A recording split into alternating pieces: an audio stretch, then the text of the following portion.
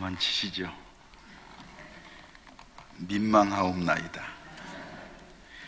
주님이 영광을 받으셔야지 설교하는 사람한테 박수 치는 거 보니까 제가 좀 부담스럽습니다.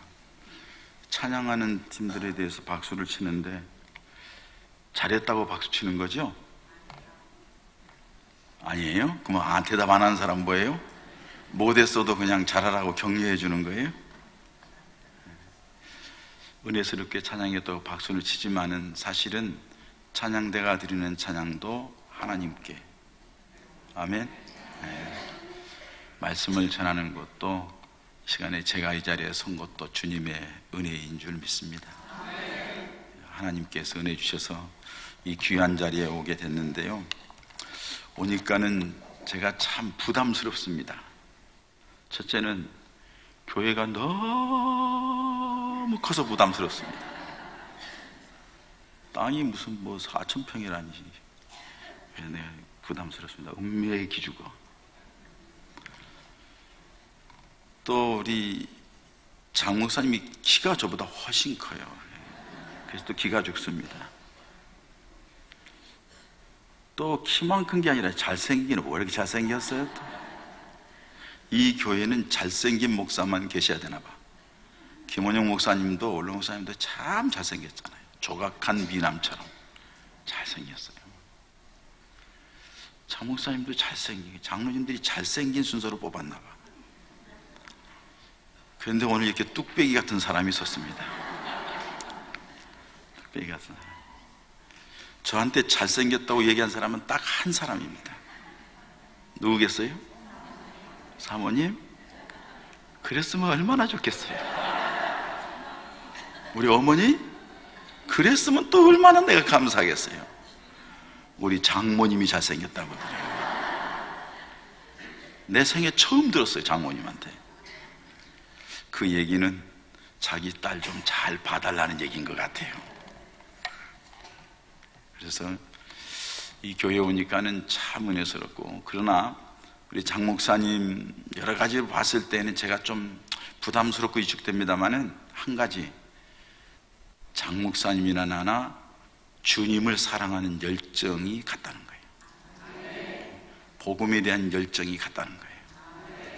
그리고 정말로 목회, 교회에 대한, 영혼에 대한 사랑하는 마음이 정말로 간절한 모습이 저하고 같아요. 아마 겉모습을 보면은 부르지 않을 것 같아도 그것 때문에 부른 것 같아요. 그래서 함께 은혜를 나누고자 합니다. 목사님이 군에 있을 때 제가 그 군의 재직 수련회를 좀 해달라고 제가 불러서 갔어요. 군인교회예요. 갔는데 군인교회를 마치 민간인 교회처럼 후들러 치고 있더라고요. 딱 모아놓고 그냥 교육하고 이렇게 하더라고요. 그걸 보고서는 참 귀하다. 저렇게 복음에 대한, 영혼에 대한 저런 열정을 가지고 있는 분도, 이 군목들이 봉급 받고 그냥 이렇게 하고 그냥 지나가거든요. 그런데 그렇게도 하는구나 하는 것 때문에 제 마음에 잔잔한 감동이 있었고, 그 뒤부터 이제 그 전에 15년, 17년 전부터 알고 있었습니다만은 일 있을 때마다 기도해 달라고 했고, 이 교회에 오기 전에 있었던 사람, 그 교회가 잡으려고 했는데 놓쳐가지고 여기로 왔어요. 내가 그랬어요. 와서 잘 왔다. 근데 처음에 여기 오자마자요, 탁 보는데요, 눈에서 가슴이 멍해지면서 눈에서 눈물이 헐컥 날아가는 거예요. 잘 왔다고, 감사하다고. 그죠, 여러분? 잘 모셨죠? 잘 모셨어요. 감사하다고. 거기보다 여기가 100배 낫다. 여기서 잘했으면 좋겠다. 그래서 장로님들하고 얘기하는데, 장로님들이 또 그렇게 또 좋으시네. 원래 충청대 양반들이 다 좋죠? 아니, 자기 고향 좋다는데 웃고 말아요. 좋다고 하셔야지. 충청 사람이 행동이 느리대요. 말이 느리대요. 행동은 빠른데. 근데 말이 느린 것 같지가 않아요. 말도 빨라요. 충청도는 2자로 끝내더구만. 왔습니까? 하는데 와시오? 그 사람 가셨대요? 하는 거예요. 가시오? 간단하더구만. 이거 좀 할까요? 해시오? 할겨? 말겨? 말도 되게 축약해가지고 빨리, 충청도 말이 굉장히 빠른 거예요. 여러분 하여간 감사하고요. 오늘 이 시간, 귀중한 시간, 또 이렇게 은혜스러운 집회에 부족한 종이 왔습니다. 우리 장 목사님이 굉장히 신실하시고 하나님의 말씀도 정확하게 잘 전하는 분이기 때문에 제가 뭐 다른 어떤 얘기를 하겠어요? 그러나 제가 받은 은혜, 또 제가 고백하는 신앙, 우리가 함께 하나님 앞에 어떤 모습으로 나가야 될지를 한번 생각하는 그런 시간을 가졌으면 합니다. 역사는 창조적 소수에 의해서 이끌어진다고 아놀드 토인비 박사가 얘기를 했죠. 그 창조적 소수라는 사람은 어떤 사람이냐? 역사적으로 보면, 시대적으로 보면 그렇습니다. 머리가 좋은 사람, IQ가 좋은 사람, IQ가 좋은 사람이 옛날에는 잘했어요. 공부도 잘하고 어디 가도 인정을 받았어요. 그런데 얼마 전까지는 EQ가 좋아야 된대요. 감동을 주는 사람, 에모셔널 코션 해가지고 감동을 주는 사람, 다른 사람에게 감동. 그래서 여러분 한동안 우리 TV에도 그랬죠. 고객 감동의 시대 해가지고서는 뭐 이렇게 했잖아요. 그런데 최근에 와서는요, 그게 아니래요. AQ가 있어야 된대요. Advanced Quotient. 그러면 이 여러 가지 그 역경지수, 훈련과 고난과 시련과 역경을 다는 사람들이 큰 일을 할 수가 있다. 그 사람들이 역사를 주관해오고 이끌어가고 앞으로도 큰 일을 할 것이다. 그렇게 얘기를 해요. 이 말은 무슨 말이냐면은, 뭔가 다른 사람보다 진취적이고 좀 더 나은 모습으로 나아갈 수 있는 사람, 그런 사람들이 사회를 지도해가고 어디에서 뭘 해도 이끌어가요. 근데 그게요, 맞는 것 같아요. 성경 말씀 보면은 AQ, 여러 가지 시련과 역경을 건넜던 사람들이 훌륭한 인물들이 됐어요. 모세를 보세요. 아니, 그 전에 요셉을 보세요. 야곱도 보세요. 아브라함도 보세요. 다윗도 보세요. 바울도 보세요. 다 마찬가지예요. 고난과 시련과 역경을 거쳐서 사람들이 훈련되고 만들어지고, 그래서 훌륭한 사람들이 되는 걸 볼 수가 있어요. 헌신적인 사람들도 그런 사람이 헌신을 해요. 어떤 양로원에서요, 할머니들이 쭉 있는데요, 지나가다가 어떤 사람이 물을 엎었어요. 그런데 다 가만히 있는데 그 옆에 있는 몇 사람이 얼른 일어나서 그걸 치우래요. 바로 옆에 있는 할머니는 가만히 있어요. 왜 저분은 이렇게 가만히 있지? 하고 얘기 알아봤더니, 그분은 자식을 안 낳은 사람이에요. 자식을 안 낳았기 때문에 자식을 키울 때의 그 여러 가지 힘들고 어려운 과정을 겪지 않았기 때문에 항상 편안하게 조용히만 있어 나가는 거예요. 고난을 겪어본 사람이 여러 가지 시련 역경이 있을 때에 그때도 대처하는 능력이 있는 거예요. 그런 사람들에 의해서 역사도 이끌어져 가고 나라도 세워져 가요. 우리나라도 마찬가지잖아요. 아마 이 서남교회도 마찬가지일 거예요. 역사가 진행되는 과정 속에 우리 그동안에 은퇴한 원로한 장로님들, 권사님들, 돌아가신 분들도 있고, 지금 현직에서 섬기고 있는 장로님들, 권사님들, 안수집사님들, 또 성도님들 다 수고하고 땀 흘리고 눈물 흘리고 남모르게 가슴 아리하면서 교회를 붙들고 기도하는 그런 분들이, 여러분들이 있었기에 오늘 이 교회가 이렇게 아름답게 세워지는 줄 믿습니다. 고난이에요. 고난이 없이 되는 건 아니에요. 그러나 여러분, 고난만 있어가지고 되는 것도 아니에요. 어떤 사람은 자수성가한 사람, 자수성가한 사람들이 자랑스럽잖아요. 고생해서 어렸을 때부터 집 나와서 그냥 살아왔어요. 성공했어요. 부자가 됐어요. 그런데 그 사람들의 특징이 뭐냐 하면은 남에게 베풀 줄을 몰라요. 돈을 쓸 줄을 몰라요. 고생하면서 아낄 줄만 알았지 써볼 줄은 몰랐어. 쓸 줄은 모르기 때문에 그래요. 그리고 하는 소리가 뭐라 하냐면은, 옛날에 나도 다 그랬어. 그 고생 같은 거 다 이겨나가야 돼. 조금만 도와주면 될 수 있는데, 그렇게 얘기하는 사람들을 볼 수가 있어요. 고생을 했다 할지라도 이기적인 생각을 가지고 있는 사람, 자기중심적으로 살아온 사람은 다른 사람에 대해서 곁눈질하지 못해요. 돌아보지 못해요. 이 안타까움이 있습니다. 정말로 사람들이 다른 사람과의 관계 속에서 베풀고 나누고 또 나름대로 자기 나름대로도 자기 내부에서 어떤 고난과 시련과 역경도 이겨낼 수 있는 그런 사람들은 어떤 사람일까요? 다시 말해서 전인적인 변화를 가져올 수 있는 사람은 어떤 사람일까요? 변화를 인간적인 노력을 해서 변화되는 것도 있을 수 있겠고 교육을 통하여서 변화될 수도 있을 거예요. 어떤 결정적인 사건을 통하여서 그 사람이 깨닫고 변화될 수도 있을 거예요. 그러나 그런 것들은 단편적인 거예요. 지엽적인 거예요. 외적인 몇 가지뿐이에요.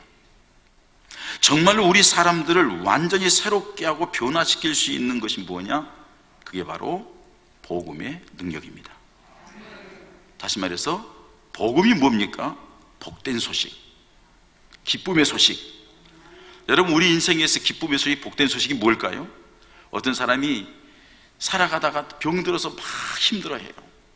그 병들어서 힘들었는데 그거 고치는 것 어디 가면 있어? 이거 복음이에요. 그죠? 그래서 그거 써가지고 나왔다 하면 얼마나 기쁘겠어요. 어떤 문제가 심각하게 했는데 이걸 해결할 방법이 없어요.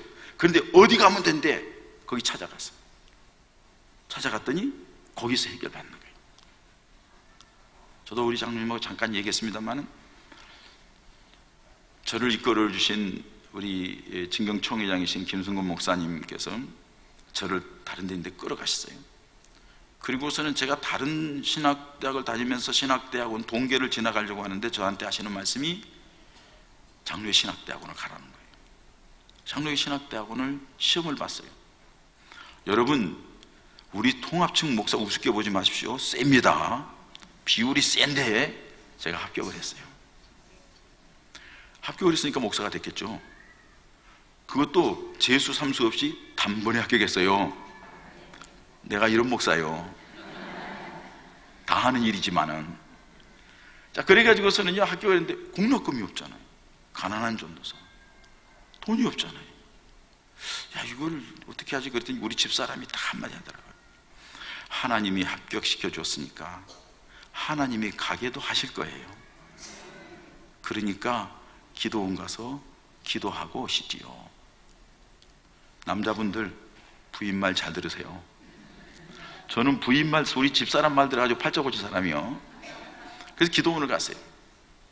그 당시에는 여러분 기도원도 많았고 기도하는 데도 많았어요. 관악산 기성 옆에 있는 청계산 기도원에 갔어요. 가가지고 금식 기도를 합니다. 하나님, 신학대학원에 합격도 해주셨는데 다른 사람은 가고 싶어도 못 가는데 합격시켜줬는데 하나님 은혜 달라고, 어떻게 해야 될지 길을 열어달라고 3일째 금식 기도를 하고 있는데요, 쬐끄만 할머니가 찾아왔어요. 나도 작은데 나보다 더 작은, 여기까지 오는 얼굴이 쪼글쪼글쪼글쪼글 할머니예요. 그걸 이렇게 뭐 걸으면 얼마나 빠른지 몰라요. 그거 왔어요. 아주 저를 보더니 이렇게 얘기해요. 전도사님이시죠? 신학대학원에 들어가셨죠? 공락금 때문에 기도하러 오셨죠? 이쯤 되면 예수점쟁이에요. 저는 깜짝 놀랐어요. 깜짝, 처음 보는 할머니예요. 제 이력서를 꺼내는 거예요. 그러면서 하나님께서 전도사님에게 공락금 주라고 해서 왔습니다 하고 봉투를 내놓는 거예요. 할렐루야.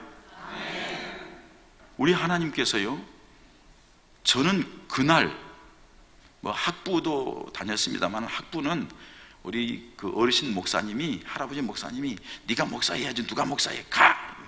나는 안 갑니다. 난 일반 대학 가서 장로 돼가지고 돈 많이 벌어서 목사님 잘 섬길 겁니다. 쓸데없는 소리 한다고 하면서 이놈의 새끼 뭐 그냥, 아이고, 할아버지한테. 또 제가 보세요, 순종 잘하게 생겼나 안 생겼나. 순종 잘하게 생겼잖아요. 그래서 그냥 순종이가 신학교 들어갔는데 그때는 몰랐어요. 그냥 공부 열심히 하고 믿음 생활 커지고 그러면 돼. 근데 그때의 그분을 통하여서 딱 공락금을 받는 순간에, 아하, 하나님이 나를 부르셨구나, 하나님이 나를 쓰시려고 부르셨구나 하고서 그때 콜링의 은혜를 받았다고 저는 고백을 해요.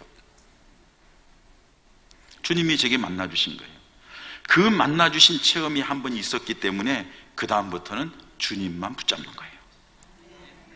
여러분, 이번 이 기도회, 이 집회 기간 동안에 그런 주님을 만나시길 바랍니다. 하나님이 여러분들에게 뭐라 했어요? 머리털까지 세심받는다겠어요. 우리들이 마음속에 있는 깊은 신음소리도 주님께서는 다 보고 듣고 계신다겠어요. 그 하나님을 우리가 믿잖아요. 그 하나님을 믿기 때문에 이 자리에 오신 줄 믿습니다. 그 여러분들이 믿는 그 고백을 찬양을 통하여, 기도를 통하여, 말씀을 들을 때마다 아멘 아멘으로 받아들임으로 하나님의 역사가 여러분들에게도 있어지기를 축원합니다. 그 만나는 은혜를 체험해서 그 은혜를 가지고 주님 앞에 힘써 나아가는 은혜가 있기를 축원합니다. 이게 나에게는 얼마나 큰 기쁨인 줄 몰라요. 위로인 줄 몰라요. 그렇기 때문에 목회하면서도 힘들면은 그때 하나님이 나를 그렇게 불렀는데 하고 하나님 바라보는 거예요. 그럼 그때마다 하나님이 역사하셨어요. 맨바닥에 내친 바 되었는데도 거기에서 하나님께서 은혜 주셔서 지금까지 오게 하신 거예요. 하나님을 찬양합니다. 우리 하나님께 영광을 돌립니다. 우리 하나님은 놀라운 하나님이에요. 여러분들에게도 그 하나님이 오늘 이번 이 기간 동안에 만나 주실 줄 믿습니다. 시간 놓치지 마시기 바랍니다. 하나님이 왜 나를 월요일 날 보냈을까? 내가 생각을 해봤어요. 다른 목사님들은 월요일 날 다 바쁘니까 안 한다 가고, 쉬니까 안 한다 가고, 평일 날 오려고 하고, 나 같은 사람은 월요일 날 와도 되니까 요 시간에 이렇게 밀어붙였나 봐. 장 목사님이 빤해. 이렇게 딱 보니까, 프로필을 보니까 요 목사님들 다 유명한 목사님들이야. 다 유명한 목사님들이야. 마지막은 뭐 지네 교회니까 뭐 자기가 사고.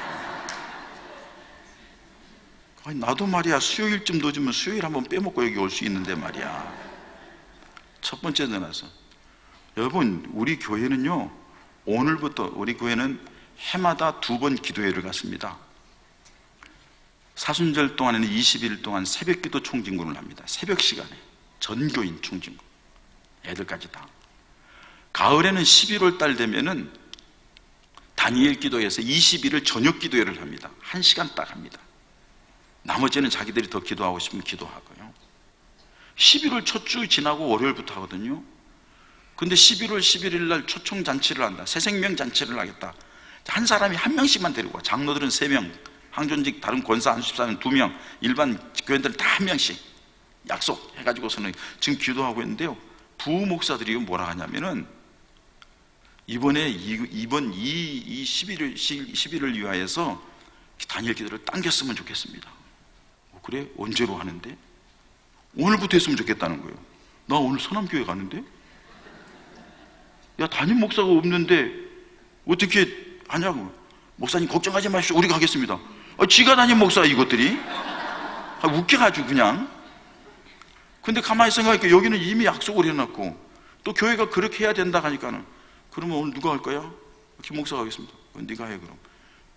나 월요일날 우리 교회도 팽개치고 여기 왔어. 딱 잘못 걸렸죠? 딱 잘 걸렸지 뭐. 나도 여기 와서 여러분들의 찬양 소리, 나는 이 찬양하는 걸 보고요, 아니 내가 1970년대에 은혜 받던 그 생각이 나는 거예요. 얼마나 뜨겁게 찬양을 하는지.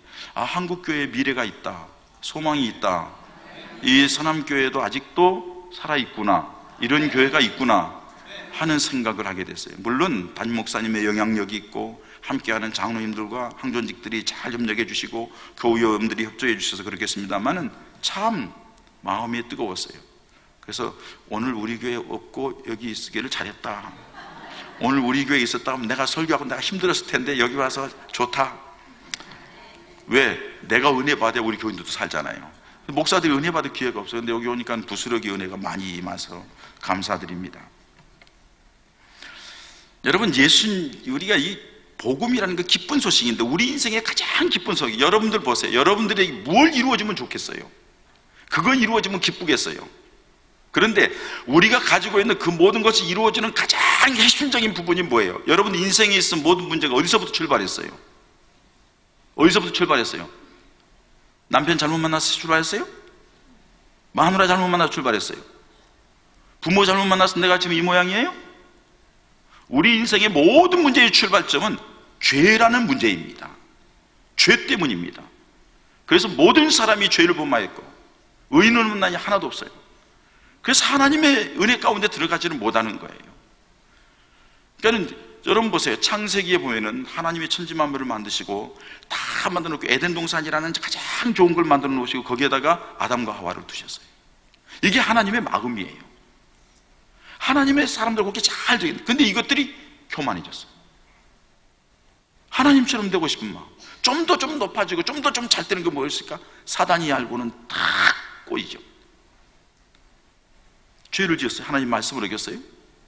하나님 말씀을 어기게 되니까 어떻게 돼요? 다 깨지잖아요. 하나님과의 관계가 깨지고, 하나님 관계가 깨지니까 뭐가 깨져요? 인간관계가 깨지잖아요. 부인하고 서로 얘기하면서 아담아 내가 왜 그거 먹었느냐? 하나님이 주신 저 여자가 날 먹였다고. 부부간에 서로 관계가 좋지 않잖아요. 그러다 보니까는 자식들끼리 죽이고 죽고 하고, 그러다 보니까는 온통 자연적으로는 재해가 임하고, 그래서 그들이 힘들고 어렵게 살아가고, 이게 우리 인생의 현주소거든요. 그래서 지금까지 내려오는 거예요. 하나님께서 이 인생들을 어떻게 하면 살려볼까 하고 주신 게 뭐예요? 제사제도예요. 피 흘려 제사를 드리면 내가 그 제사를 받고 너희들을 이제 용서하고 내가 너희에게 은혜를 베풀어 주겠다. 근데 그 제사를 드려도 뭐가 문제예요? 마음이 문제야. 드려지는 자세가 문제야. 그래서 예수님께서도 뭐라 했어요? 요한복음 4장 24절에 예배하는 자는 신령과 진정으로 영과 진리로 예배할지는, 이게 마음에 들어가 있지 않는 모습이란 말이에요. 하나님께 연락이 안 되는 거예요. 하나님이 율법을 줬어요? 율법을 줬는데 율법을 다 지킬 수가 없어. 갈라디아서 말씀이 뭐라고 그랬죠? 율법은 도리어 우리를 죄성만, 우리 연약함, 우리 죄악된 것만 생각나게 하는 게 율법이에요. 점점점 올무에 빠지게 만드는 거예요. 하나님이 이들을 구원하시는 방법이 뭘까? 마지막 방법을 생각하는 거죠. 바로 독생자 예수님을 이 땅에 보내신 거예요. 그리고 그 예수님에게 우리의 모든 죄를 짊어지시고 십자가에 죽게 하신 거예요. 그리고 그 예수님이 십자가에 죽는 것을 죽고 3일 만에 부활하게 하시고 승천하게 하셔서 하나님 나라에 우리를 초소를 위하여 예배하고 계시고 우리를 위하여 기도하고 계시는 거예요. 머지않은 장래에 그 주님을 만나게 될 줄 믿습니다. 우리는 이 땅에 살아가는 동안에 그 주님을 만날 준비를 하며 살아가는 인생인 줄 믿습니다. 그리고서는 그 예수님이 그렇게 십자가에 죽었는데 2000년 전 사건이잖아요. 아무도 그걸 전해준 사람이 없으면 듣지 못하고 듣는 이가 없으면 믿을 수가 없는데 우리에게도 복음이 전파됐단 말이에요. 그래서 이렇게 우리가 예수를 믿어 이 자리에 와 있어요. 그 예수님이 우리들의 모든 인생의 문제를 한꺼번에 해결했다는 거예요. 뭘로? 십자가로. 이게 복음입니다. 여러분 조그만 거 이렇게 해준 거 제가 기도해가지고 응답받아서 신학교 가고 기도해가지고 하나님의 은혜로 장학금을 받고 뭐라고 자식을 낳고 자식이 또 신비하게 또 기도했더니 자식을 낳고 그 자식이 또 어떻게 해가지고 또 학교도 좋은 데 들어가고 어떻게 다 간증거리입니다 여러분. 그러나 그 모든 것이 이루어지는 가장 핵심적인 배경은 무엇입니까? 예수님이 내 구주님이시기 때문입니다. 내가 예수님을 구주로 고백했기 때문에 주님께서 나에게 그런 은혜를 베풀어 주신 줄 믿습니다. 그래서 주님 안에 거하는 사람이 바로 복음의 능력을 간직하는 믿음의 사람인 줄 믿습니다. 오늘 성경 말씀에 보면은 그렇게 말씀합니다. 그런즉 누구든지 그리스도 안에 있으면, 이렇게 말합니다. 누구든지 죄가 크든 작고는 상관없습니다. 배웠고 못 배웠고 상관없습니다. 잘 살고 못 살고 상관없습니다. 약하고 강하고 상관없습니다. 누구든지 그리스도 안에 있으면, 이 말은요, 내가 주님 앞에 들어가면 이 말이에요. 주님 앞에 들어가면, 주님의 말씀 앞에 들어가면, 성령 안에 들어가면, 교회 안에 들어오면 그 사람에게 구원의 은혜가 임하는 줄 믿습니다. 그래서 영접하는 자, 곧 그 이름을 믿는 자들에게는 하나님의 자녀가 되는 권세를 주었다 했어요. 근데 이 권세가 어떻게 임하죠? 혈통으로나 육정으로나 사람의 뜻으로는 되지 아니하고 오직 하나님께로부터 난 자느냐, 하나님의 은혜를 주셔서 된 거예요. 여러분, 이 자리에 우리가 다 있는 것은 하나님의 은혜로 이 자리에 있는 줄 믿습니다. 그럼 하나님이 이미 우리를 선택해서 예수님 안에서 구원받은 믿음의 백성이 되게 했다는 거예요. 구원받은 믿음의 백성이 되게 했으면 이제 이걸 가리켜서 뭐라고 얘기하냐, 너희는 새로운 피조물이라 이렇게 얘기를 해요. 새롭게 만들었다는 거예요. 하나님 여러분들 한 사람 한 사람을 옛날 살아왔던 대로 놔두지 않고 이제는 하나님의 자녀이 된 권세를 가진 자들. 여러분, 왜 하나님의 자녀이 된 권세를 줬다고 했을까요? 권세는 뭐예요? 힘이에요. 힘. 우리들의 힘이 무슨 힘이죠? 꼭 기억하세요. 여러분, 마귀를 이길 힘을 우리에게 주셨습니다. 무엇 때문에? 예수님 이름 때문에. 우리가 예수 안에 있으면은 사단의 권세는 이길 힘을 우리에게 주신 줄 믿습니다. 그러니까 여러분들에게 유혹이 임하든 문제가 생기든 뭐가 있든지 간에 예수 이름으로 이기시기를 바랍니다. 할렐루야. 심령 속에 오늘날 그 예수 교인들 가운데에 주님이 없어요. 여러분들 한번 생각해 보세요. 내 마음에 내가 주님을 믿습니다. 영접하는 자 곧 그 이름을 믿는 자, 예수님을 내가 영접했습니다. 내 구주로 나를 위하여 십자가에 달려 죽으셨다고 고백하는 그 주님, 내가 주님 나를 위하여 죽었고 나는 주님 때문에 살았습니다. 주님을 내가 영접해서 내 안에 주님을 모셨습니다. 고린도전서 12장 2절에는 성령이 아니고는 예수를 주라 시인할 수 없다고 그랬어요. 그러면 우리가 예수님을 주로 시인한다고 하면 내 마음속에 주님이 살아계셔야 되는데, 여러분 오늘 하루 동안 살아오면서 얼마만큼 주님을 생각했나요? 그리스도 안에 있다는 것은 그리스도 안에 풍덩 빠졌다는 얘기예요. 주님 안에 빠져서 주님과 함께 주님과 더불어 살아오셨냐는 거예요. 그렇지 아니기 때문에 우리가 무능한 자가 아니냐 이겁니다. 겉모습으로 주여 주여만 부르기 때문에 우리 안에 능력이 없는 거예요. 아니, 우리 주님께서는 놀라운 능력을 가지고 있는데 왜 우리가 그 주님의 놀라운 능력을 사장시켜 놓고 사느냐는 거예요. 예수 이름이 능력인데, 그 예수 이름이 능력이며 그 예수 이름이 복음이에요. 그 기쁜 소식, 그 승리의 소식, 나를 나답게 살게 하는 그 놀라운 역사를 주님 안에서 누리는 우리가 되어야 될 줄 믿습니다.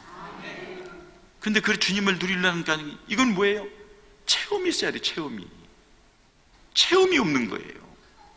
오늘날 교회는 왔다 갔다 하는데 체험이 없는 거예요. 여러분, 장 목사님 처음 1년 됐어요. 딱 1년 뭐 어디 장 목사 1년 10며칠 됐다나 10며칠 됐다나 딱 1년 됐어요. 만 1년. 저분은 기도하는 분이에요. 하나님의 역사를 체험한 분이에요. 다른 장꾀를 부리지 않는 분이에요. 왜? 하나님의 역사를 믿기 때문에. 그런 사람에게 하나님이 역사하셔요. 여러분, 단순한 사람에게 하나님이 역사해요. 마음이 청결한 자가 복이 있나니, 그 다음에 뭐죠? 저가 하나님을 본대요. 마음이 청결한 자는 복이 있다. 마음이 청결하다는 것은 뭐죠? 단순하다는 걸 얘기하는 거예요. 마음이 심플한 거예요. 순수한 거예요. 순수한 거. 다른 이물질이 끼지 않아서, 다시 말해서 예수만 바라본다는 게 예수만. 그 사람이 하나님을 본대요. 하나님을 본다는 말은 무슨 말이에요? 하나님의 역사를 보는 거예요. 하나님이 함께하는 걸 보는 거예요. 하나님의 인도하심을 보는 거예요. 하나님이 기적을 나타내는 걸 보는 거예요. 그런 은혜가 있어지기를 축원합니다. 그러니까 마음이 복잡할 필요 없어요. 여러분, 좀 생활을 좀 단순하게 해서 뭐 이렇게 복잡하세요? 복잡하다는 것은 뭐예요? 내가 뭘 해보겠다는 거거든요. 내가 뭘 해보겠다는 순간에는 하나님께서는 뒷짐지고 계세요. 그래, 해봐. 어디까지 가는가 보자. 그래놓고 다 깨지고 바사지고 무너지고 없어지고 나서야 뭐라고 그래요? 전부여 의지 없어서 그러지 말고 이미 주신 주님의 능력을, 이미 주신 하나님의 자녀의 권세를, 그걸 이용해서 주님 붙잡고 이겨나가시기를 축원합니다. 복음은 여러분, 우리가 예수를 믿으면 구원받았다고 그러죠. 구원받았다는 말은 무슨 말이에요? 천국 간다는 얘기예요. 자, 예수를 믿으면 구원받았는데 이 구원받은 사람들에 대하여서 어떻게 해서 구원받느냐? 거듭났다 이렇게 얘기를 해요. 거듭났다는 뜻은 뭐냐면 중생했다, 거듭났다는 뜻은 세 가지 뜻이 있어요. 헬라어에. 첫째로는 위로부터 난다는 뜻입니다. 우리 땅의 사람인데 위로부터 났다는 거예요. 위로부터. 그러니까 하나님께로부터 난 자들이라 이 말입니다. 이 공간적인 개념이죠.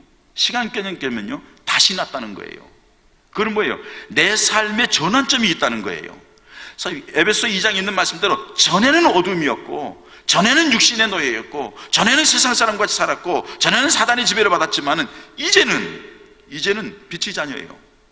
이제는 하나님의 자녀예요. 하나님께 속한 자예요. 할렐루야? 그러니까 이제는 달라졌단 말이에요.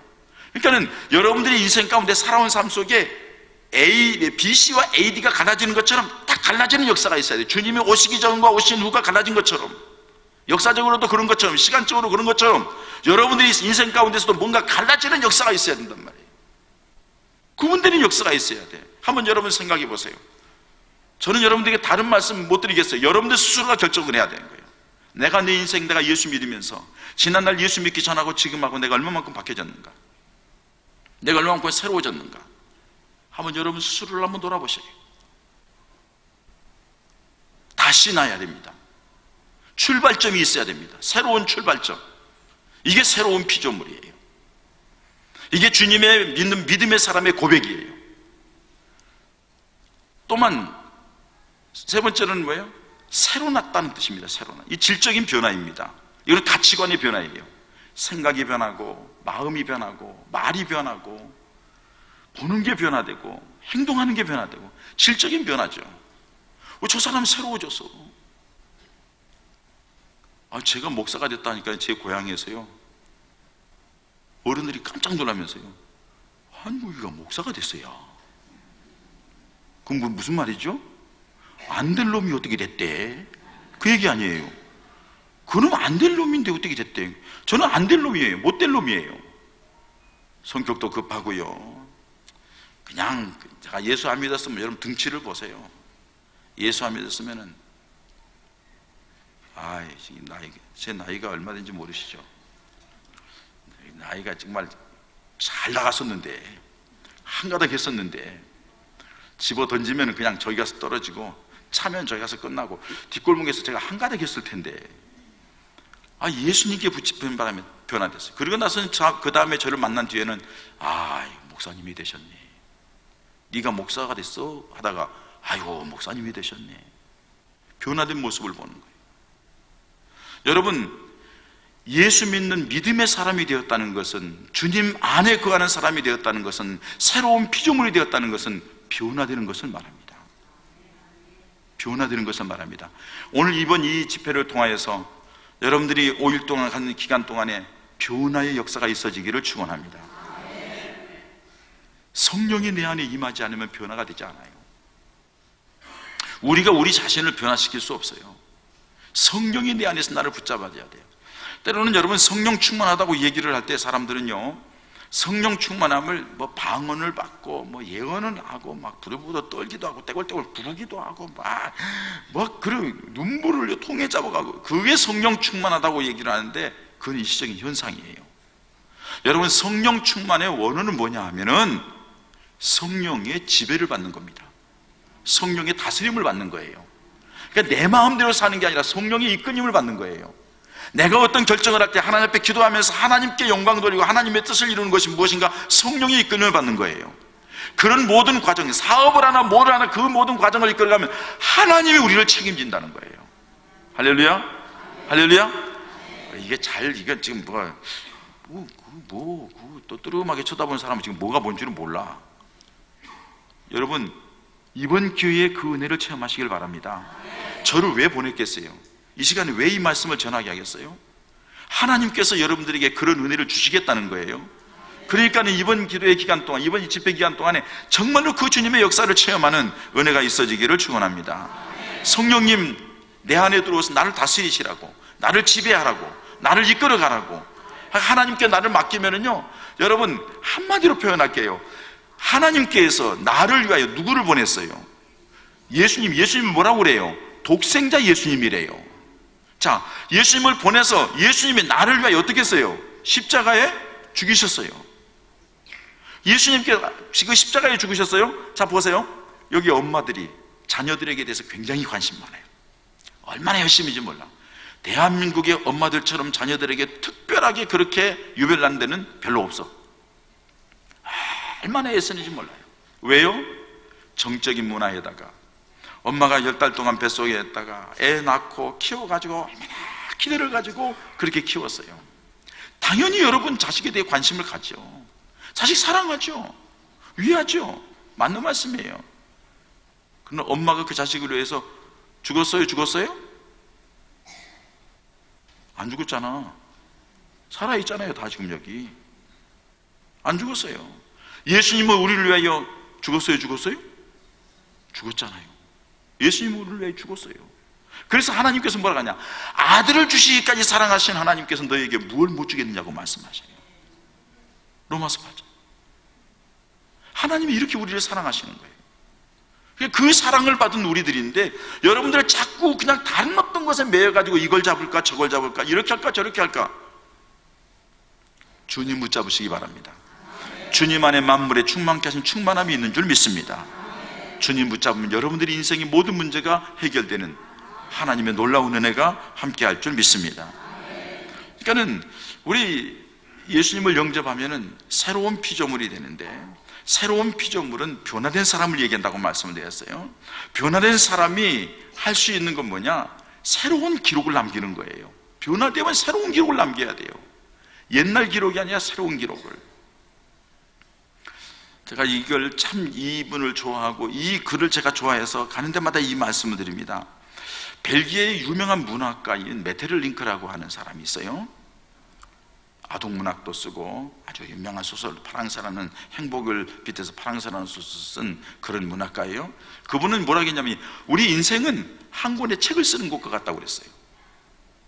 제 페이지를 계산하니까 2만 페이지 넘게 썼더라고요.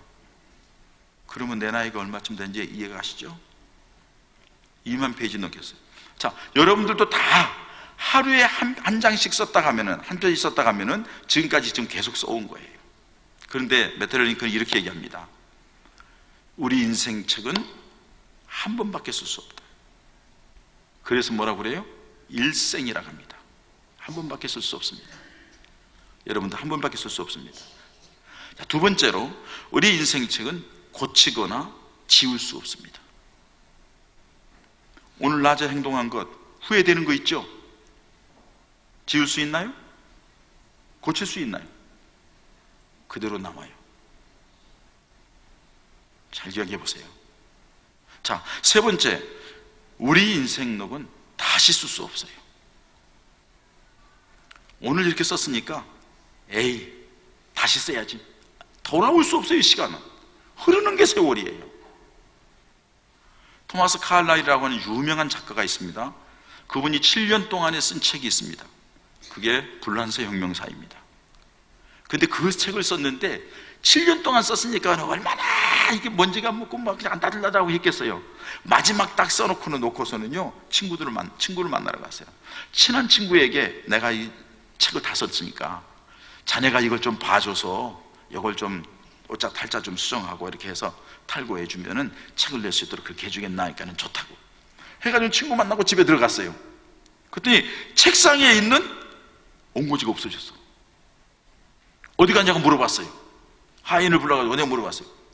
하인이 뭐라고 하냐면 왜요 주인님? 하도 지저분하고 너도너도 해서 아까 불쏘시개 했는데. 무시기가 용감한 거예요. 하도 지저분하고 너도너도해서 불쏘시개 했다는 거예요. 여러분 7년 동안에 장고해가지고 만들어 놓은 불란서이면서 이 책을 이 어리석은 하녀가 불쏘시개를 해서 이게 얼마나 충격이에요. 충격을 받아가지고 바깥에 나와서 술을 먹고 속상해가지고 지나가는데 집을 짓는데 벽돌을 하나하나 쌓아가는 모습을 보고서는 아 그렇지 다시 써야지 해가지고 다시 7년에 걸쳐서 쓴 책이 불란서 혁명사예요. 세계적인 불효의 명작도 여러분 다시 쓰면은 다시 쓸 수 있어요. 그러나 우리 인생록은 여러분들이 어제의 페이지, 오늘의 페이지는 다시 쓸 수 없어요. 그러면 어떻게 써야 되겠어요? 어떻게 써야 되겠어요? 마지막 네 번째로요, 우리 인생록은 대신 쓸 수 없어요. 부인이 아프다고 남편이 대신 쓰고, 남편이 마음에 안 든다고 내가 쓸게 하고 부인이 쓰고, 자식을 그냥 너 저리 가, 네 인생 내가 써줄게 대신 쓸 수 없어요. 어떤 형편과 처지에 있든지 자기 인생록은 자기가 쓰는 거예요. 밀턴이라고 하는 유명한 문학가 있죠? 밀턴의 유명한 신락원. 밀턴의 신락원은 밀턴이 장님되어 쓴 겁니다. 볼 수가 없잖아요. 친구를 불러다가 친구에게 내가 떠오르는 영상이 있는데 이걸 내가 기록할 수 있니 자네가 좀 써줘 하고는 쭉 얘기하면 친구가 막 써가지고 나온 게 이 두꺼운 밀턴의 신락원이에요. 여러분, 내가 가지고 있는 문학적인 재능, 가지고 있는 어떤 것을 다른 친구가 내가 부르는 대로 대신해서 써줄 수는 있어요. 그래서 나온 유명한 책이 있을 수도 있어요. 그렇지만은 우리 인생록은 아무도 대신할 수 없어요. 중요한 것은 여러분, 중요한 것은 우리 인생에 써내려간 그 모든 것에 대하여서 우리가 인생을 마친 뒤에는 반드시 평가가 있다는 얘기입니다. 여러분, 이 교회가 역사가 이만큼 진행되어 오는 가운데 다 평가가 있을 거예요. 그 역대 목사님에 대한 평가, 그 장로님들에 대한 평가, 권사님들에 대한 평가. 우리 교회도 마찬가지예요. 우리 교회도 맨바닥에서 시작했을 때 눈물 흘리며 가슴 아파하고 대인공포증까지 걸려가지고 막 방황하면서 힘들어하고 눈물 흘려 기도할 때에 두 여종이 있었어요. 김영매 권사님이라고, 전도사 출신 권사님, 신현수 권사님, 두 분이 제 옆에서 항상 기도해 주셨어요. 목사님 힘내십시오. 저희가 기도하고 있습니다. 이분들은 나가면 항상 전도하러 다녀요. 두 분이서 신방하러 다녀요. 어떻게 보면 우리 교회가 세워진 것은 나보다도 그 어른들의, 지금은 다 중국에 가셨습니다만 그 어른들의 눈물의 기도와 헌신이 있었기 때문에 우리 교회가 저를 세워졌다고 봐요. 이 교회도 마찬가지일 거예요. 아무개 장로님 하면 그분, 아무개 권사님 그분의 행동에 대한, 삶에 대한 이력이 이 교회에서 묻어난 모든 것들이 고스란히 다 기억하고 있을 거예요.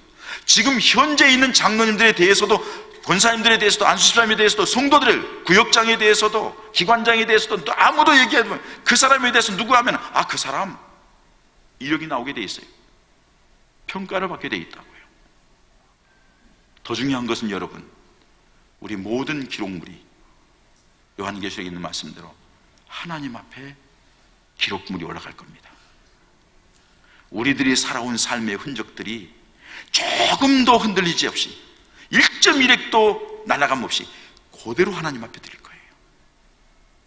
지금까지 여러분들의 기록은 어떻습니까? 어떤 기록을 써오셨습니까?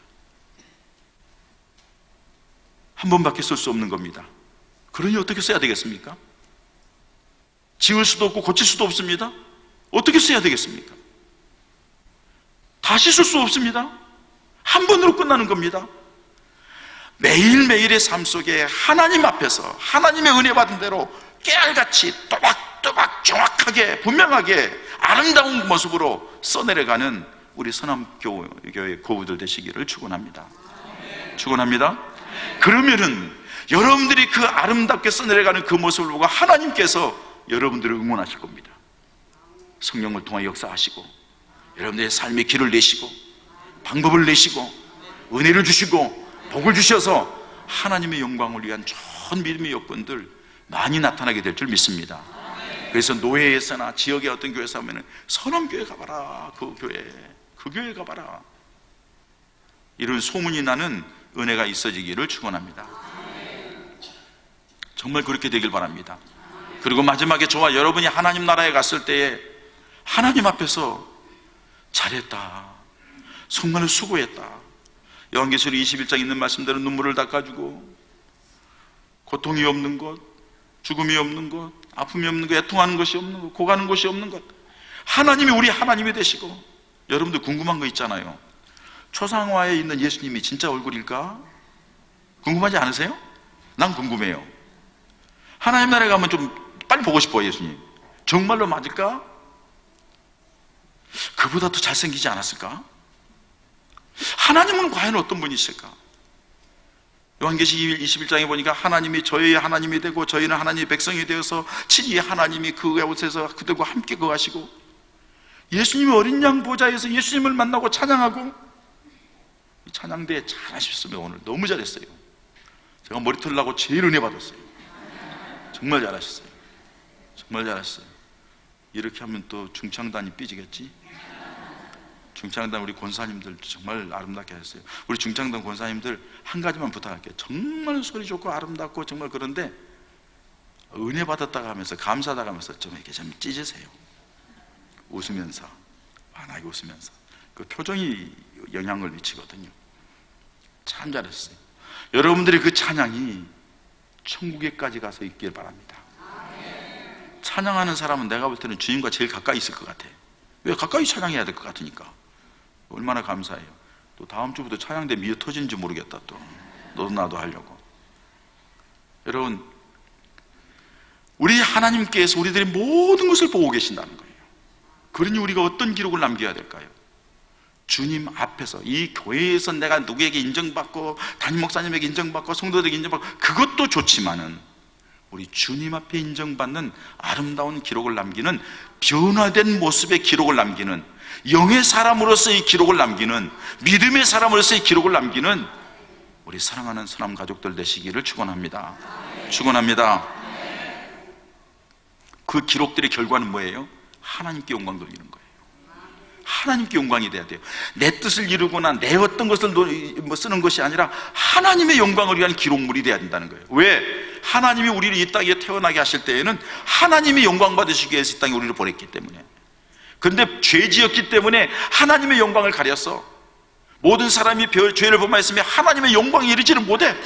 하나님의 영광스러운 자리에 이르지도 못할 뿐만 아니라 하나님께 영광 돌릴 수 있는 자격도 안 돼.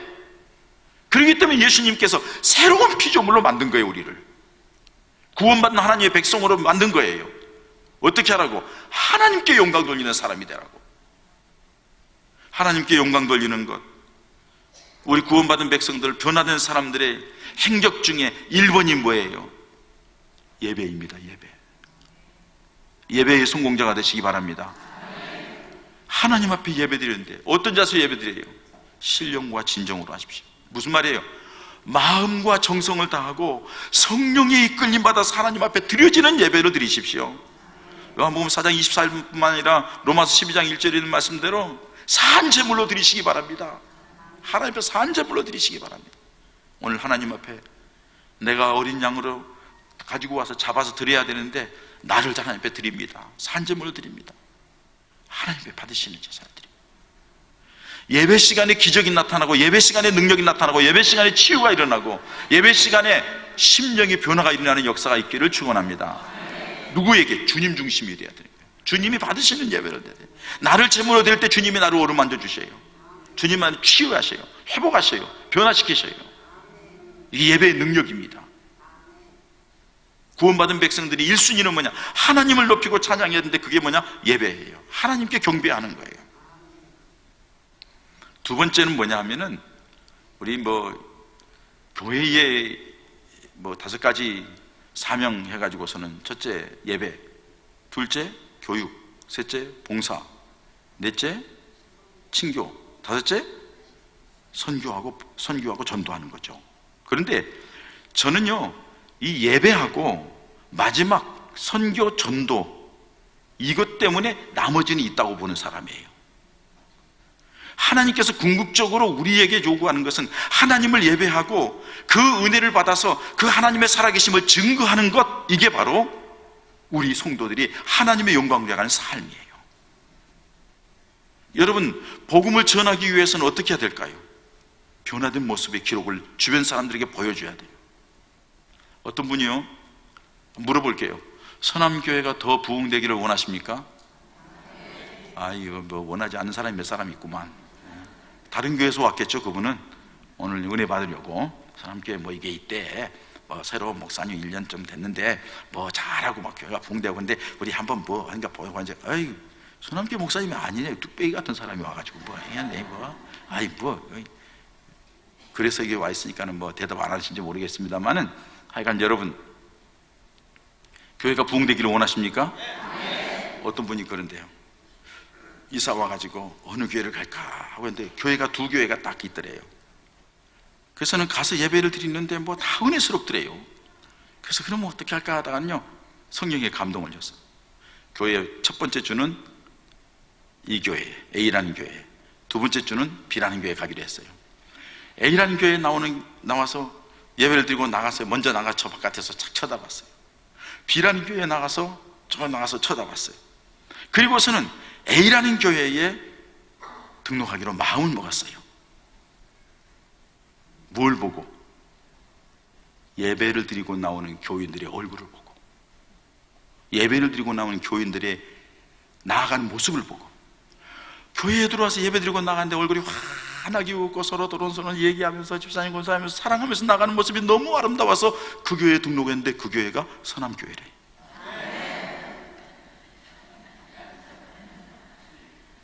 그렇게 되기를 소망합니다. 은혜 받은 사람은요, 표정이 달라지게 돼 있어요.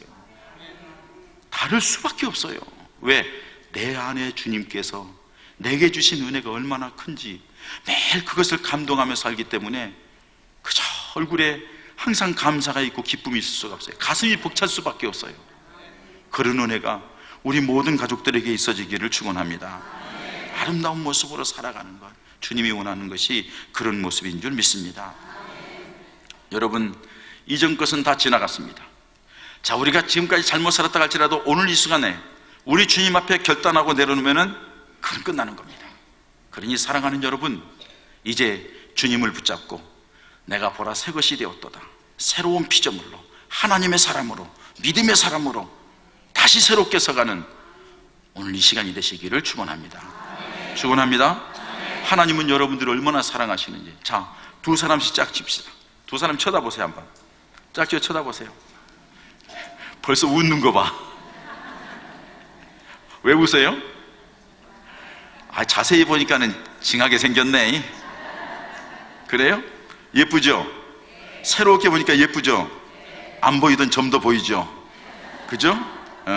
자, 쳐다보세요. 이거 모니터 보지 말고 쳐다보세요. 마칠게요. 이제 끝낼게요. 저 목사님이 저러다가 언제까지 하려나, 생긴 거는 그렇지만 빨리 끝내지 그러지 말고 보세요. 자, 이렇게 인사합니다. 하나님이 당신을 엄청나게 사랑하십니다.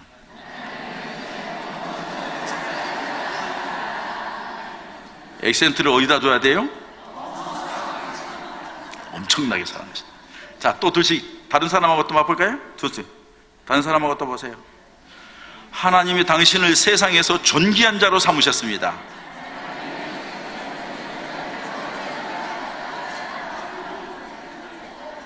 여러분, 옆에 사람이 나에게 말하기를 하나님이 당신을 엄청나게 사랑한대, 하나님이 당신을 세상에서 존귀한 자로 삼으셨대.